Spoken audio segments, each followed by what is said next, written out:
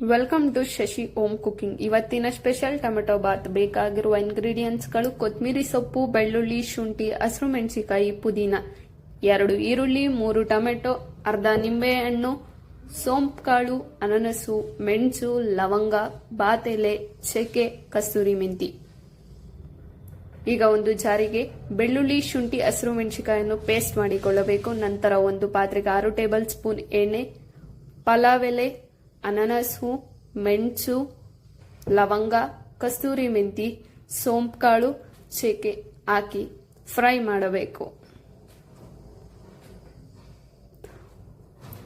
ಚೆನ್ನಾಗಿ ಫ್ರೈ ಮಾಡಿದ ನಂತರ ರುಬ್ಬಿಕೊಂಡ ಪೇಸ್ಟನ್ನು ಹಾಕಿ ಹಸಿ ವಾಸನೆ ಹೋಗೋವರೆಗೂ ಫ್ರೈ ಮಾಡಬೇಕು.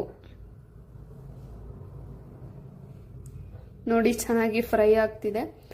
ಇದು ಫ್ರೈ ಆದ ನಂತರ ಹಚ್ಚಿಕೊಂಡ ಈರುಳ್ಳಿ ಹಾಕಿ ಮಿಕ್ಸ್ ಮಾಡಬೇಕು. ಮಿಕ್ಸ್ ಆದ ನಂತರ ಸ್ವಲ್ಪ ಉಪ್ಪು ಹಾಕಿ ಫ್ರೈ ಮಾಡಬೇಕು. ನೋಡಿ, ಈಗ ಫ್ರೈ ಆಗಿದೆ. ಫ್ರೈ ಆದ್ಮೇಲೆ ಹಚ್ಚಿಕೊಂಡಂತ ಟೊಮೆಟೊ ಹಾಕಿ ಫ್ರೈ ಮಾಡಬೇಕು.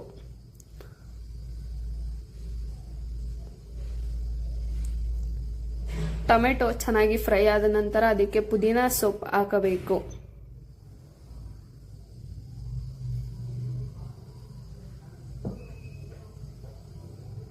ಹಾಕಿ ಅದನ್ನು ನೀಟಾಗಿ ಫ್ರೈ ಮಾಡಬೇಕು. ಫ್ರೈ ಆದ ನಂತರ ಅದಕ್ಕೆ ಕೊತ್ತಂಬರಿ ಸೊಪ್ಪನ್ನು ಹಾಕಬೇಕು.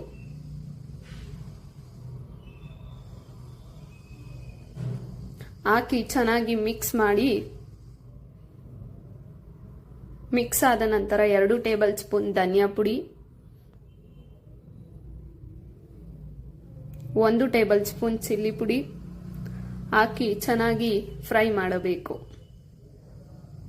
ನೋಡಿ, ಎಷ್ಟು ಚೆನ್ನಾಗಿ ಫ್ರೈ ಆಗಿದೆ. ಎಲ್ಲ ರೆಡ್ಡಿಶ್ ಆಗಿದೆ. ರೆಡ್ಡಿಶ್ ಆದ್ಮೇಲೆ ನಾವು 2 ಲೋಟ ಅಕ್ಕಿ ತಗೊಂಡಿದೀವಿ. ಅದಕ್ಕೆ 4 ಲೋಟ ನೀರು ಹಾಕ್ತಿದೀವಿ.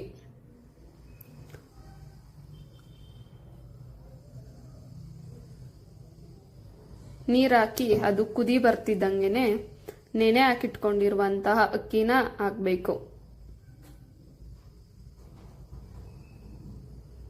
ಲೋ ಫ್ಲೇಮ್ ಅಲ್ಲಿ ಇಟ್ಟು ಅಕ್ಕಿನ ಹಾಕಬೇಕು.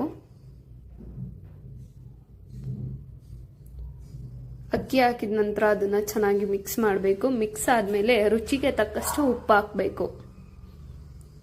ಉಪ್ಪು ಹಾಕಿದ್ಮೇಲೆ 1 ಟೇಬಲ್ ಸ್ಪೂನ್ ತುಪ್ಪನ ಬೇಕಾದ್ರೆ ಒಗ್ಗರಣೆಗೆ ಬೇಕಾದ್ರೂ ಹಾಕೋಬಹುದು, ಇಲ್ಲ ಆಮೇಲೂ ಹಾಕ್ಬೋದು. ಅದು ಕುದಿ ಬಂದಾಗ ನಿಂಬೆ ರಸ ಹಾಕಬೇಕು. ಹಾಕಿದ ನಂತರ ಲೋ ಫ್ಲೇಮ್ನಲ್ಲಿ ಇಟ್ಟು 10 ನಿಮಿಷ ಬೇಯಲು ಬಿಡಬೇಕು. ನಂತರ ರುಚಿಯಾದ ಟೊಮೆಟೊ ಬಾತ್ ಸವಿಯಲು ಸಿದ್ಧ.